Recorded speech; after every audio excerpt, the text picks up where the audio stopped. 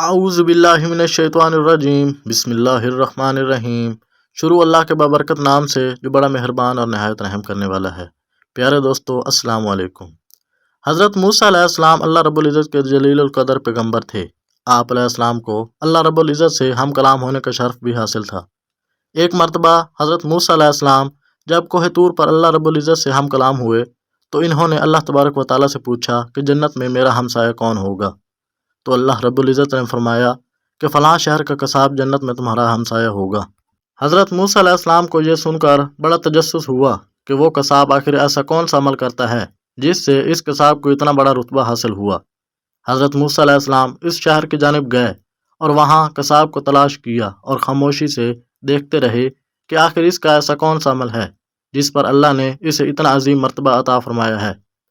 دن بھر اس قصاب نے معمول کے مطابق گوشت فروخت کیا، لیکن ایک گوشت کا ٹکڑا الگ رکھا، پھر اس ٹکڑے کو تھیلے میں ڈال کر گھر کی جانب چلا۔ حضرت موسیٰ علیہ السلام بھی اس کے پیچھے پیچھے اس کے گھر تک گئے۔ پھر حضرت موسیٰ علیہ السلام نے اس قصاب سے اس کا مہمان بننے کی گزارش کی، جو اس نے بخوشی قبول کر لی۔ حضرت موسیٰ علیہ السلام اس کے ساتھ اس کے گھر میں اندر تشریف لے گئے تو اس شخص نے لائے ہوئے گوشت کو اچھی طرح پکایا اور پھر چند بوٹیوں کو اپنے دانتوں سے چبا کر نرم کیا۔ پھر گھر کے اندرونی حصے میں چارپائی پر لیٹی ایک بوڑھی خاتون کو اٹھایا، اسے پیار سے کھانا کھلایا اور اس کا بستر وغیرہ سیدھا کیا۔ پھر اس بوڑھی خاتون نے اس قصاب کے کان میں کچھ کہا جس پر وہ مسکرا دیا۔ قصاب نے اس عورت کو بستر پر لٹایا اور خود کمرے سے باہر آ گیا۔ پھر اس نے حضرت موسیٰ علیہ السلام کو کھانا کھلایا۔ کھانا کھانے کے بعد حضرت موسیٰ علیہ السلام نے اس سے دریافت کیا کہ بستر پر لیٹی ہوئی خاتون کون ہے اور اس نے تمہارے کان میں کیا کہا تھا؟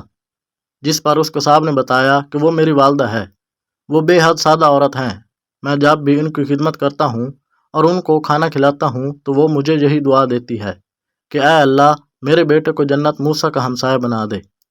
جس پر میں مسکرا دیتا ہوں کہ کہاں میں ایک معمولی سا قصاب اور کہاں اللہ رب العزت کے برگزیدہ نبی۔ اس پر حضرت موسیٰ علیہ السلام نے فرمایا کہ میں ہی موسیٰ ہوں اور مجھے اللہ نے بتایا ہے کہ تو جنت میں میرا ہمسایہ ہوگا۔ یہی سن کر میں تمہاری زیارت کے لیے آیا ہوں۔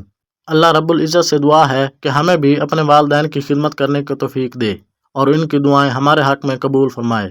آمین یا رب العالمین۔